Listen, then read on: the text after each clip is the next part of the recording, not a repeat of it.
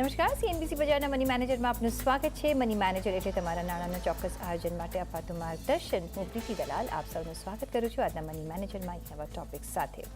આજના મની મેનેજરમાં આપણે વાત કરીશું EPS વર્સિસ NPS, કઈ રીતના આપણે ચૂઝ કરશું, નિવૃત્તિના પ્લાનિંગ માટે શાની પસંદગી કરશું અને સાથે જ લઈશું દર્શકોના સવાલ પણ. ત્યારે મની મેનેજરમાં આજે આપણે વાત કરીશું કે EPS અને NPS વચ્ચે શું તફાવત છે, નિવૃત્તિના આયોજન માટે કયું રોકાણ વધુ હિતાવહ છે અને આ બેમાંથી કયા વિકલ્પને પસંદ કરી શકાય. અને આ ચર્ચામાં આપણી સાથે જોડાયા છે પ્રોમોર ફિનટેકના ડિરેક્ટર અને certified financial planner Nisha Sanghvi. Nisha, ઘણું સ્વાગત છે આપનું. અને શું એમ્પ્લોય પ્રોવિડન્ટ ફંડમાં પાર્ટિસિપેટ થવું કે હવે જે NPSની યોજના છે જે પાછલા ઓફકોર્સ એક દાયકાથી વધારે હવે આવી ગઈ છે પણ હવે વધારે પોપ્યુલર પણ થઈ રહી છે. અને રિટાયરમેન્ટની જ્યારે આપણે વાત કરતા હોઈએ ત્યારે આપણને એવું થતું હોય છે કે આપણી પાસે મેક્સિમમ ભંડોળ હોય. તો બંનેમાં પહેલાં તો કઈ રીતનું રિટાયરમેન્ટનું પ્લાનિંગ શરૂ કરવું જોઈએ અને આ બેમાંથી બ્રોડર રીતે તમે કઈ રીતે સમજાવશો, બંને સ્કીમ્સ છે શું? થેન્ક યુ પ્રીતિબેન, always pleasure to come on your show. આપણે જ્યારે રિટાયરમેન્ટ વાત કરીએ ને તો આપણે કેલ્ક્યુલેશનમાં હંમેશા આપણે ઇન્ફ્લેશન ધ્યાનમાં રાખવું જોઈએ અને ટેક્સેશન પણ ધ્યાનમાં રાખવું જોઈએ. જ્યારે પણ આપણે ઇન્ફ્લેશન કેલ્ક્યુલેટ કરીએ છીએ તો ફોરવર્ડ લુકિંગમાં આપણે અઝમ્પશન્સ કરીએ છીએ. તો એ હિસાબે આપણે આપણી ઇન્વેસ્ટમેન્ટ સ્કીમ ચૂઝ કરવી જોઈએ. હવે આપણે આવીએ છીએ EPF ઉપર કે EPF શું છે. જ્યારે તમે એક સેલેરાઇડ છો અને તમારી કંપની તમને એક પ્રોવિડન્ટ ફંડ ઓફર કરે છે તો ત્યારે તમે EPFમાં ક્વોલિફાય કરો છો. અને એમાં એવું હોય છે કે 12% ઓફ યોર બેસિક જે સેલરી હોય છે એ તમારા એમ્પ્લોય પ્રોવિડન્ટ ફંડનું કોન્ટ્રીબ્યુશન બને છે. અને એટલું જ કોન્ટ્રીબ્યુશન તમારો એમ્પ્લોયર પણ કરે છે એ જ EPFમાં. અને પછી આપણે વાત કરીએ NPSની, નેશનલ પેન્શન સ્કીમ. આ એક 2004માં લોન્ચ કરેલી ગવર્મેન્ટની સ્કીમ છે. 2009થી ઓપન પબ્લિકમાં થઈ ગઈ હતી અને એક નોર્મલ પર્સન કરી શકીએ છીએ.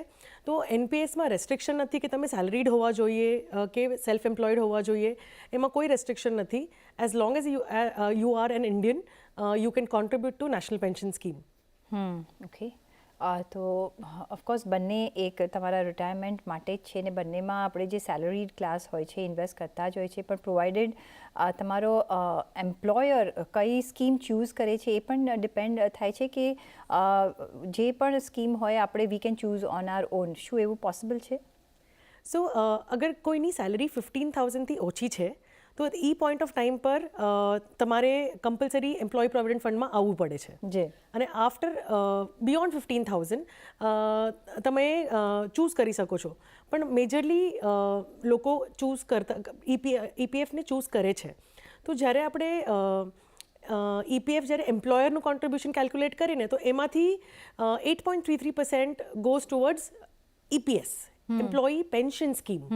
તો તમારું જે એમ્પ્લોયી પ્રોવિડન્ટ ફંડનું કોન્ટ્રીબ્યુશન છે એ ઘટી જાય જે કોર્પોરેટ તમારો કરતો હોય છે.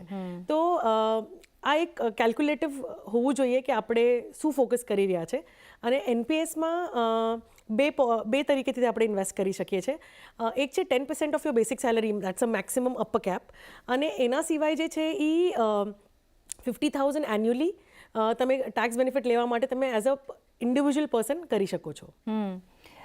પણ સપોઝ તમારે જાણવું હોય કે સપોઝ તમે જો સેલરી છો તો ઓફકોર્સ તમે કદાચ EPF અને NPS બંનેમાં કરી શકો છો, પણ જે સેલરી નથી, જે બિઝનેસમાં છે એ કઈ રીતે, એ તો EPFમાં કોન્ટ્રીબ્યુટ નહીં કરી શકે, એમને NPSનો જ એક સહારો રહે છે. યસ, સો NPS રહે છે અને એના સિવાય એમની પાસે PPF પણ ઓપ્શન રહે છે.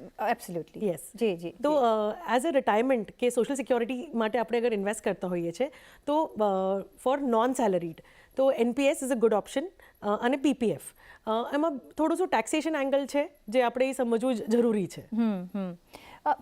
PPFમાં તો આપણે જોઈએ છીએ કે બિસાઇડ્સ EPF અને NPS આપણે કરતા હોઈએ પણ PPFમાં તો બધા જ કરતા જ હોય છે યુઝ્યુઅલી, કારણ કે એક સારો એમાં આપણને રિટર્ન્સ પણ મળતા હોય છે અને રિટાયરમેન્ટ માટે એક સારું આપણે ભંડોળ પણ ભેગું કરી શકતા હોય છે. પહેલાં EPF પર આવીએ કારણ કે એ મોસ્ટ પોપ્યુલર છે અને NPSમાં હજી પણ એન્ટ્રન્સ આવી રહ્યા છે. હજી જેટલી ગ્રીપ પકડવી જોઈએ એટલી પકડાઈ નથી, ઓલ્ધો ઘણી બધી અવેરનેસ છે.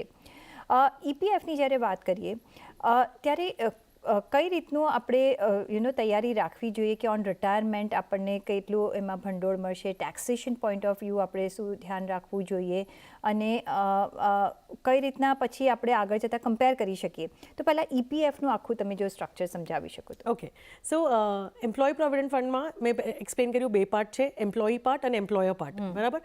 12% ઓફ બેસિક સેલરી સ્ટેન્ડર્ડ છે, ઈપીએફ હોય છે તમારું કોન્ટ્રીબ્યુશન. ઈપીએફ હોય છે એમ્પ્લોયરનું કોન્ટ્રીબ્યુશન, જેટલું તમારું અમાઉન્ટ આવે છે એટલું જ એમ્પ્લોયર કોન્ટ્રીબ્યુટ કરશે. અગર આપણે એમાં ઈપીએસનો ઓપ્શન આવે છે, એમ્પ્લોય પેન્શન સ્કીમનો ઓપ્શન આવે છે, તો એમ્પ્લોયરનું જે કોન્ટ્રીબ્યુશન હશે એમાંથી વયું જશે. પછી આગળ આમાં તમે જે રીતે કોન્ટ્રીબ્યુટ કરતા જાઓ છો, સપોઝ ઇન્ટરેસ્ટ રેટ જે છે અત્યારે 8.15 છે. આ interest rate every year and around માર્ચમાં ડિક્લેર થાય છે કે આ વર્ષનું ઇન્ટરેસ્ટ આટલું મળશે. તો એ તમારા નામથી અક્યુમ્યુલેટ થતું જાય છે.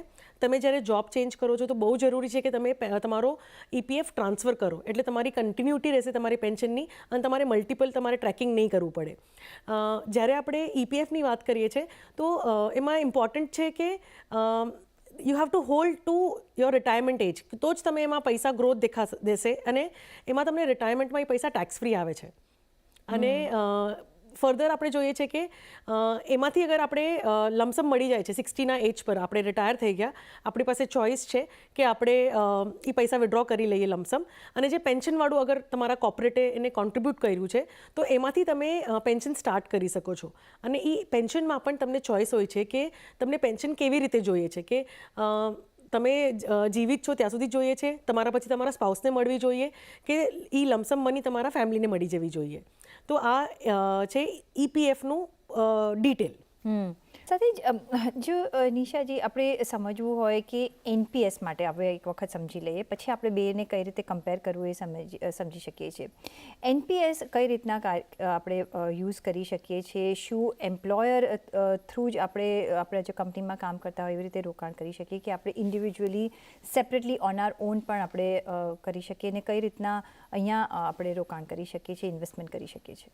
ઓકે પ્રીતિબેન, એનપીએસ જ્યારે સ્ટાર્ટ થયું હતું, વેરી ઇન્ટરેસ્ટિંગલી એ લોકો આપણને એક યુનિક આઈડેન્ટિફિકેશન નંબર આપે છે, દેટ ઇઝ કોલ્ડ પ્રાન, PRAN. તો તમે જેવું એક એનપીએસ એકાઉન્ટ રજિસ્ટર કરો છો, તમારો પેન નંબર આવી જાય, તો તમારી રેકગ્નિશન જે છે એનપીએસમાં એ પ્રાનના થ્રુ છે. તમે અગર સેલ્ફ એમ્પ્લોયડ છો કે તમે જોબમાં છો, તમે એમાં રિસ્ટ્રિક્શન નથી કે તમે એનપીએસ એકાઉન્ટ નહીં ઓપન કરી શકો.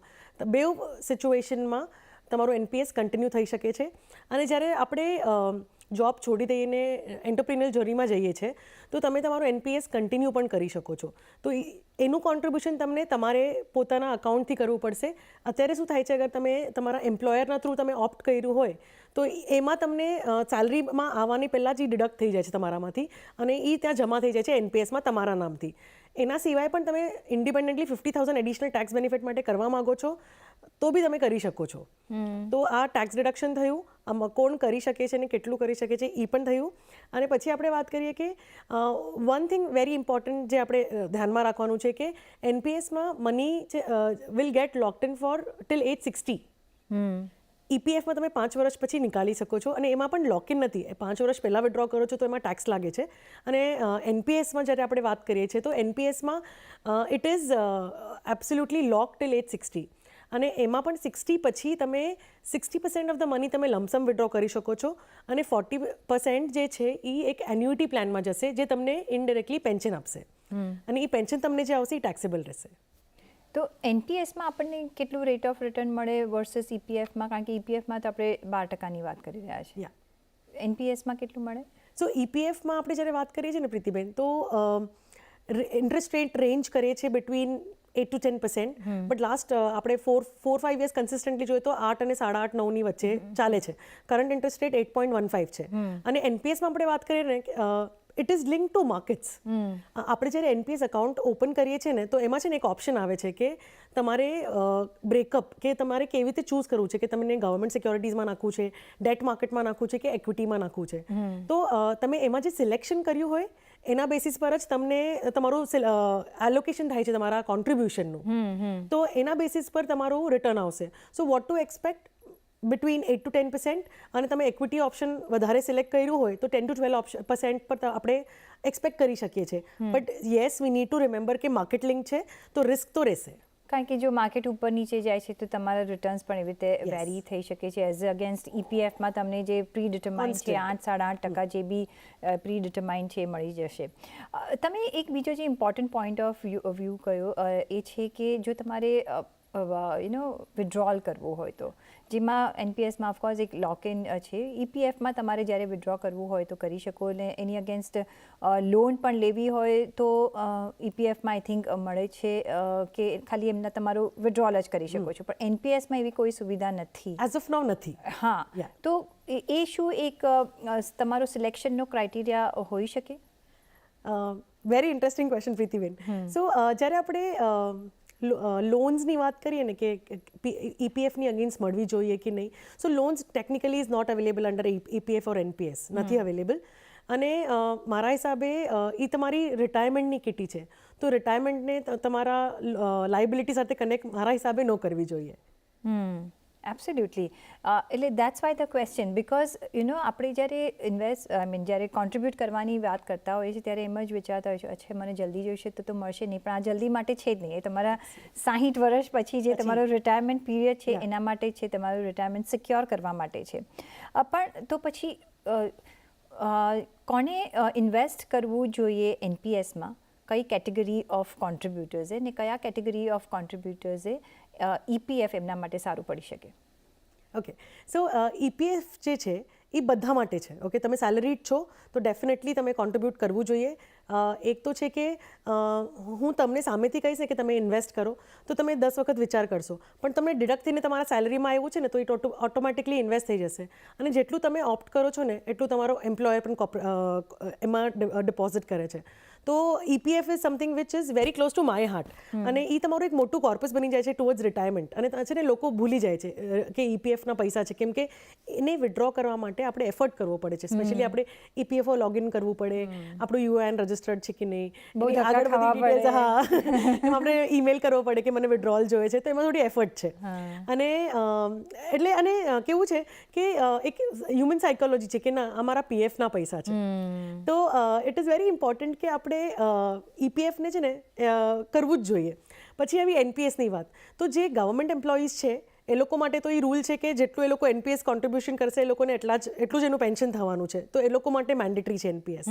દે ડોન્ટ હેવ પ્રોવિડન્ટ ફંડ. અને પછી વાત કરીએ છીએ આપણે કે નોર્મલ પીપલ હુ આર સે નોન સેલેરાઇડ કે ઇવન સેલેરાઇડ, તો જ્યારે આપણે એ વાત કરીએ છીએ ને તો આમાં બહુ 2 પાર્ટ્સ ઓફ ફિલિંગ્સ છે.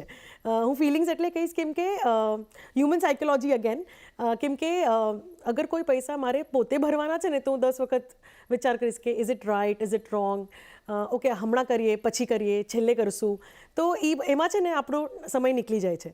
અને અગર તમે એકદમ ડેડિકેટેડલી ક્લિયર છો કે હું સેલરીડ નથી અને મારી પાસે પેન્શન સ્કીમ મારે બીજી કોઈ લેવી નથી, મારે કોઈ બીજો કોઈ ઇન્સ્યોરન્સ પ્લાન નથી લેવો પેન્શન માટેનો, તો I would rather invest only for NPS. Tax deduction આજે ફક્ત 50,000 માટે છે, that is hardly anything. 50,000 invest કરવાથી 16,000નો ટેક્સ બચે છે. ઓકે, પણ 50,000 આપણને કેટલી દૂર લઈ જશે? Is it sufficient? એટલે એની માટે આપણે 50,000 બિયોન્ડ આપણે વિચાર કરવાનો છે કે આ મારું રિટાયરમેન્ટ, મારું સોશિયલ સિક્યોરિટી રહેશે, તો યસ મારે એનપીએસમાં ઇન્વેસ્ટ કરવું જ જોઈએ. એબ્સોલ્યુટલી. તો જે ફેક્ટર્સ છે કઈ રીતના ધ્યાનમાં રાખવા જોઈએ એ ઘણું ઇમ્પોર્ટન્ટ બની જતું હોય છે. પણ તમે ટેક્સ મેન્શન કર્યું અને એ ટેક્સ પોઈન્ટ ઓફ વ્યૂ પણ એક થોડી આપણે જાણકારી આપી દઈએ કે કઈ રીતના ટેક્સ લાગુ પડે છે, તમે કેટલું મેક્સિમમ પર યર એનપીએસમાં કોન્ટ્રીબ્યુટ કરી શકો છો, અને ઓફકોર્સ વિડ્રોલ માટે તો આપણે વાત કરી લીધી છે, કઈ રીતનું ટેક્સ સ્ટ્રક્ચર એપ્લિકેબલ હોય છે? સો ઈપીએફની અગર આપણે વાત કરીએ છીએ તો આપણે ટેક્સેશનમાં કીધું છે કે ટ્રિપલ ઈ છે, તો ઇન્વેસ્ટ કરશો ત્યારે કોઈ પ્રોબ્લેમ, તમને કોઈ એક્ઝેમ્પશન છે, તમારો ઇન્ટરેસ્ટ જે ગ્રોથ થશે એ એક્ઝેમ્પ છે અને મેચ્યોરિટી એક્ઝેમ્પ છે. એનપીએસમાં ઇન્વેસ્ટ કરો છો તો એક્ઝેમ્પ છે, તમે ગ્રોથ મળે છે એની પર પણ કોઈ ટેક્સ નથી. પણ જ્યારે તમે વિડ્રો કરો છો તો એ પોઈન્ટ ઓફ ટાઈમ પર તમને 60% જે વિડ્રો કોર્પસ થશે એની પર ટેક્સ નહીં લાગે, પણ એ 40% જે એન્યુટી પ્લાનમાં જશે અને એમાંથી જે પેન્શન આવશે એ ટેક્સેબલ રહેશે આપણને. ઓકે. અને સપોઝ કોઈ ચેન્જ ઓફ જોબ કરે છે કે કોઈ સમજો કે સર્વિસમાંથી બિઝનેસમાં જાય છે કે બિઝનેસમાંથી સર્વિસમાં જાય છે, તો પછી કઈ રીતની કન્ટિન્યુટી રહી શકે છે, કઈ રીતે એપ્લિકેબલ બને છે એનપીએસ ખાસ કરીને? સો એનપીએસમાં આપણે વાત કરીએ કે કન્ટિન્યુટી કેવી રીતે મળશે, તો એનપીએસમાં કન્ટિન્યુટી એવી રીતે કે તમારી પ્રાન નંબર જે છે PRAN, રાઈટ, તો પ્રાન નંબર જે છે એ તમારી આઈડેન્ટિટી છે. તો the moment you have connected PRAN number, say તમે જોબથી બિઝનેસ જઈ રહ્યા છો, તો તમારી પાસે તમારો પ્રાન નંબર છે, એનાથી તમે તમારું લોગિન ક્રિએટ કરી શકો છો એનપીએસના વેબસાઇટ પર, અને તમે પોતે મેન્યુઅલ એન્ટર કરી શકો છો. હવે તમે બિઝનેસથી પાછા જોબમાં જઈ રહ્યા છો, તો તમારે પ્રાન નંબરથી આપીને તમારે ડિટેલ આપવાની છે તમારા કોર્પોરેટને કે હું મારા 10% ઓફ બેસિક સેલરી મારું પ્લીઝ એનપીએસમાં કોન્ટ્રીબ્યુટ લઈ લેજો, તો એ તમારા અકાઉન્ટમાં ઓટોમેટિકલી ત્યાં જમા થશે. અને સપોઝ આપણે ઈપીએફ માટે સમજવું હોય, એ અહીંયા કઈ રીતે લાગુ પડે છે? સપોઝ આપણે ચેન્જ ઓફ વર્ક કરીએ છીએ અને ઘણા બધા એવો જોબ ચેન્જ કરતા હોઈએ છીએ, તો એ ટ્રાન્સફરેબલ છે? યસ. સો ઈપીએફમાં એવું હોય પ્રીતિબેન કે એમાં UAN, ઓકે, એ તમારી આઈડેન્ટિટી છે અંડર ઈપીએફ. તો અમારી પાસે આ ક્વેશ્ચન ઘણીવાર આવે છે કે હું કન્ટ્રી છોડીને જાઉં છું 3 વર્ષના પ્રોજેક્ટ પર, તો મારું ઈપીએફનું શું કરવાનું? તો જનરલી ઈપીએફ તમને 3 વર્ષ સુધી ઇન્ટરેસ્ટ આપે છે.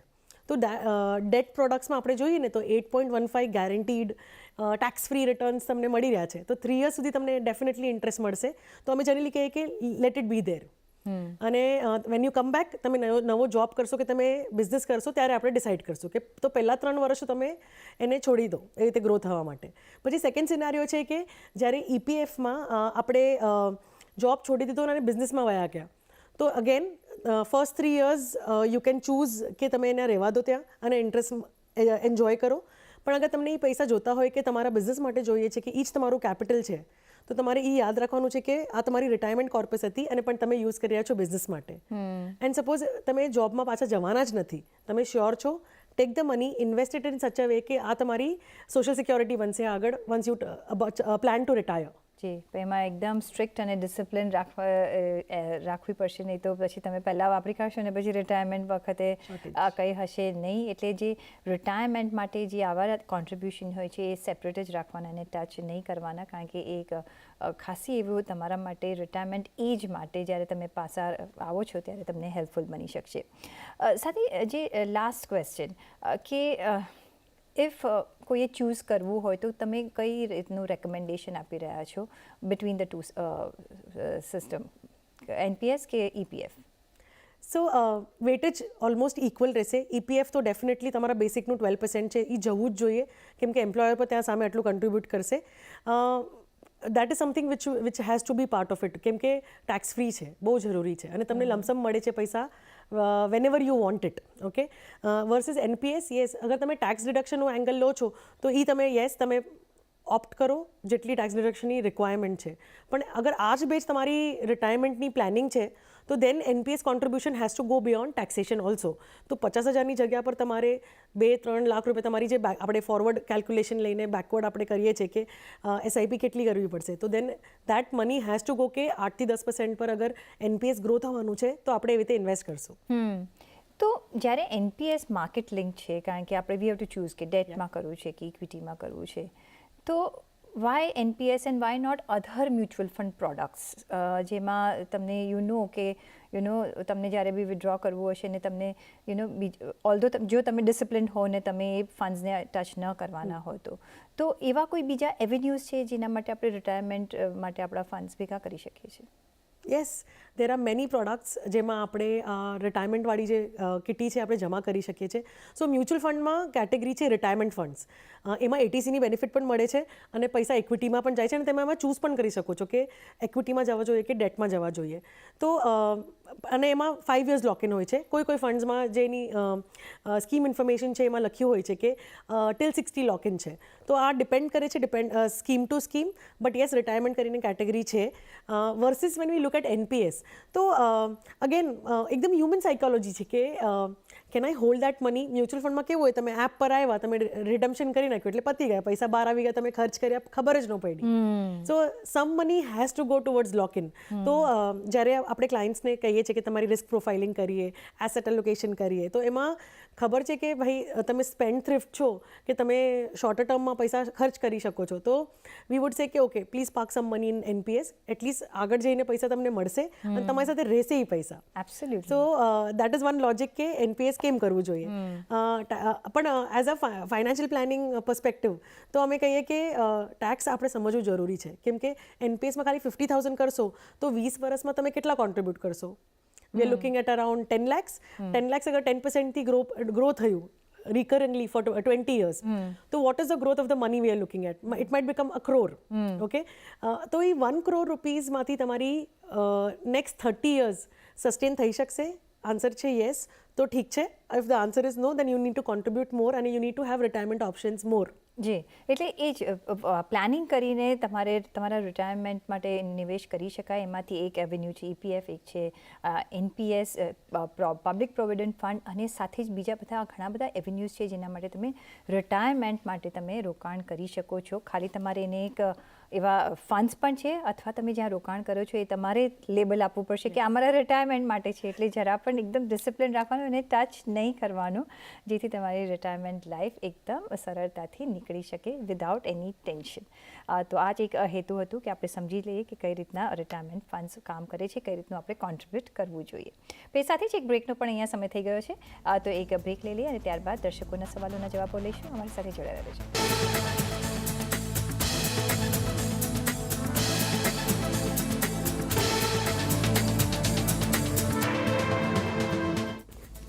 બ્રેક પછી આપનું સ્વાગત છે ને હવે શરૂઆત કરીશું દર્શકોના સવાલોના જવાબ સાથે. પહેલો જે સવાલ આવી રહ્યો છે વિનીતા રાજેશનો, અને એમનો જે સવાલ આવી રહ્યો છે એ કહી રહ્યા છે કે એ બેંકમાં એફડી કરાવવા ગયા હતા, પરંતુ તેઓ જે બેંકવાળા છે તેમને યુલિપની પોલિસી બજાજ ફાઇનાન્સ મેગ્નમ ફોર્ચ્યુન લેવા માટે કહી રહ્યા છે, જેમાં દર વર્ષે એમને 1 લાખ જેટલા રૂપિયા રોકવાના રહેશે અને 15 થી 16% રિટર્ન મળશે એવું કહી રહ્યા છે. તો શું આ રોકાણ કરવું જોઈએ?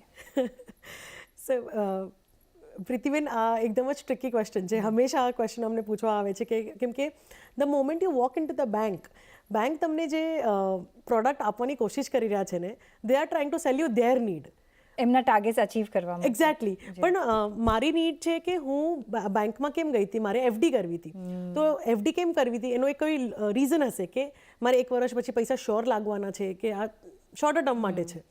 પણ bank is trying to sell a product which is four I think 7 years કીધું તમે, રાઈટ? અને 7 years ભરવાના છે એમને, રાઈટ? તો 7 years પૈસા ભરશે એટલે 7 lakhs થયા. 7 years એવું નથી લાગ્યું એમને, દર વર્ષે. એટલે આઈ એમ ગેસિંગ, આઈ ડોન્ટ નો કેટલા વર્ષ માટે હશે. યા, સો ઓકે, અઝ્યુમિંગ કે 5 years, મિનિમમ 5 years યુલિપનો રૂલ છે. 5 years ભરવાના છે. તો અગર એફડી 5 years કરવા માટે ગયા હતા તો અલગ વાત છે કે તમે એ 5 yearsની યુલિપ કરો.